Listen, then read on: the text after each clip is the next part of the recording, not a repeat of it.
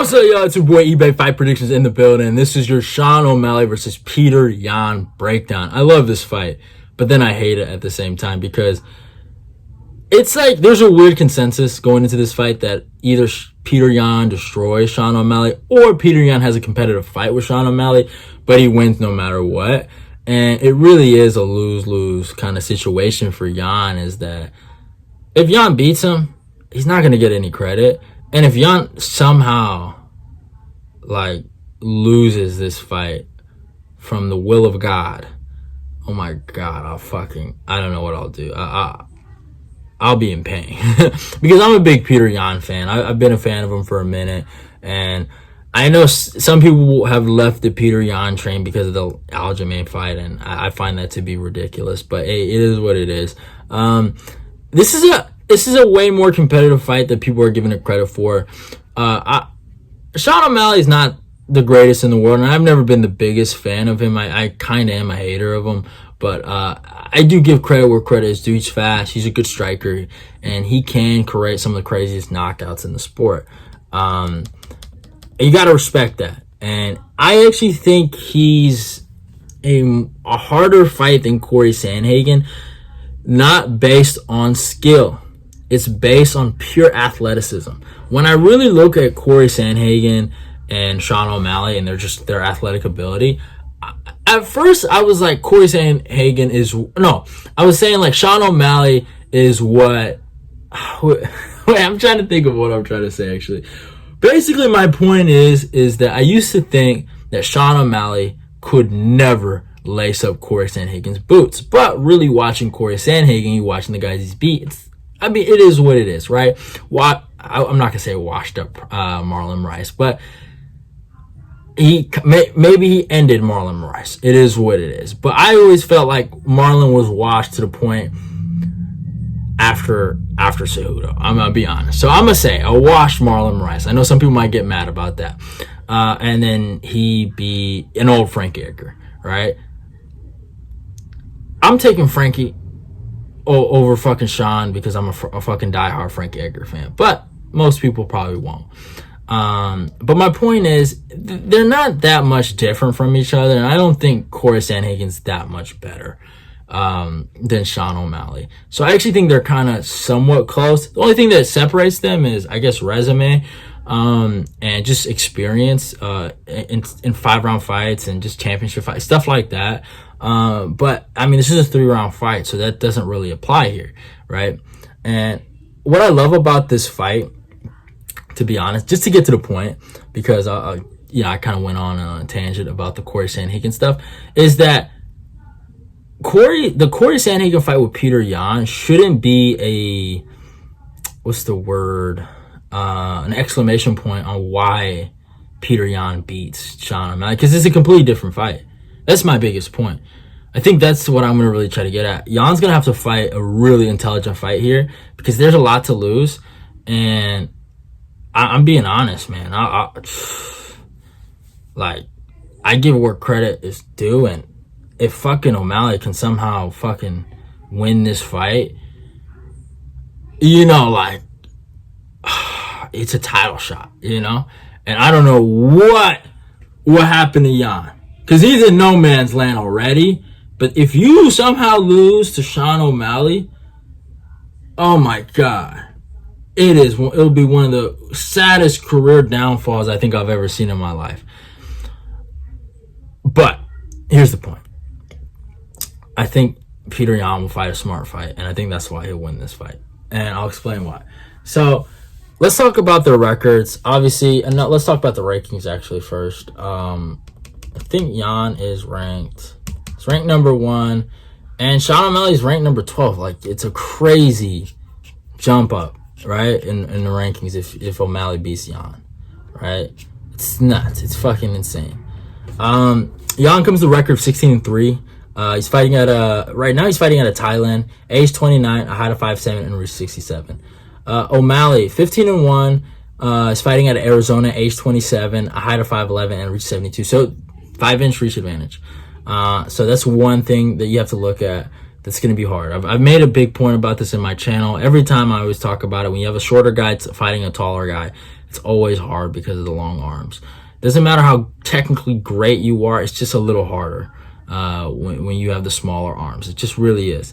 And that's what Jan's gonna have to deal with. You look at anybody he's fought with like not short arms, long arms. He always kind of has to figure them out a little bit. Aljamain, Corey Sandhagen, right? I know he likes to say he takes those rounds off, but I don't think he's taking them out. I think he's trying to figure you out, and he's just feeling the tempo and stuff like that, and just the rhythm, and making his reads, right?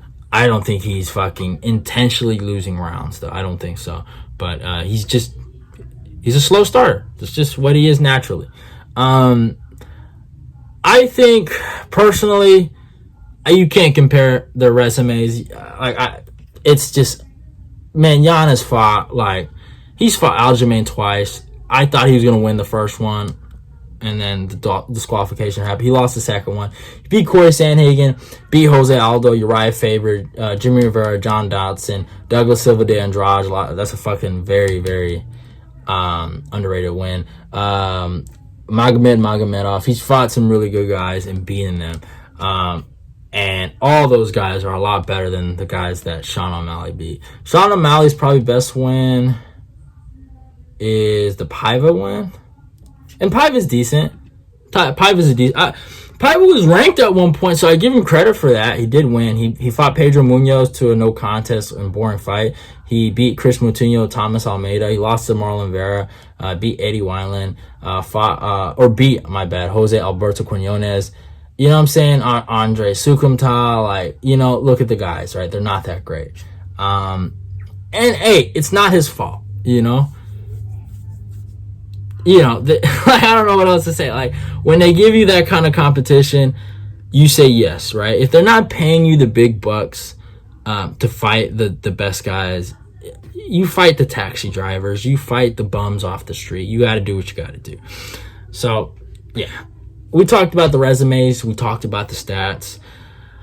Here's the fact. I truly believe Jan isn't retarded, and he knows that if he goes out there and tries to have a 15-minute striking contest with Sean O'Malley, there is a legitimate chance he could go out there and lose a decision, or he could get caught. Because those fucking judges might see, oh, Sean's working a little harder than him in the first two rounds. They'll give it to him, right? Or Petr Yan could overcommit to a shot. Fucking Sean maybe changes the angle, right? Or slips his head, counters, and catches him. He has power. You cannot deny that kid has power. He's fast, and he's really, really good. So, those are the things. I think Jan is not dumb.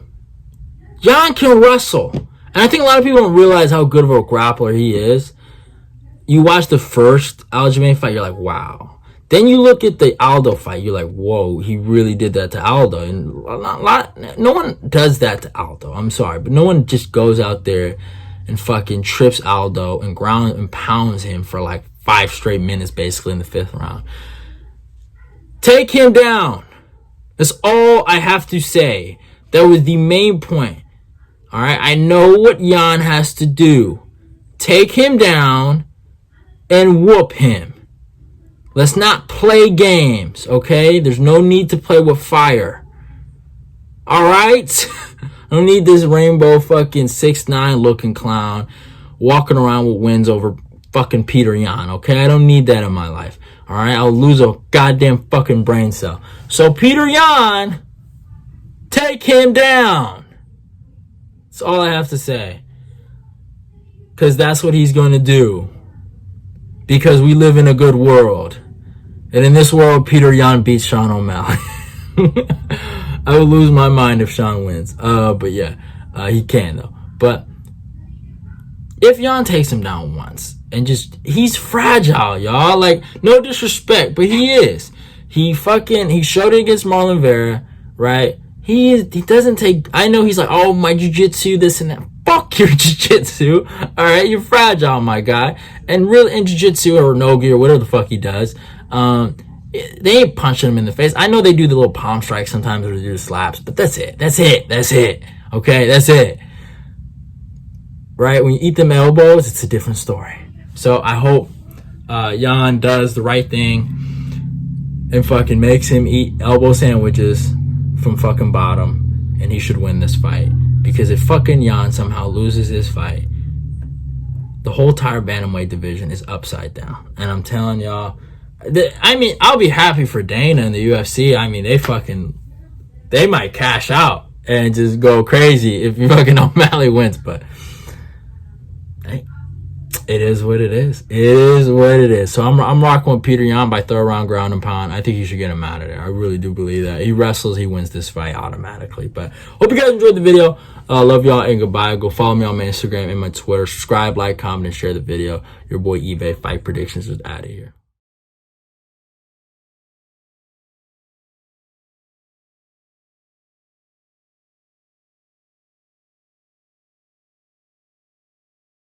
Sean, how are you, brother? How are you? Bon appetit.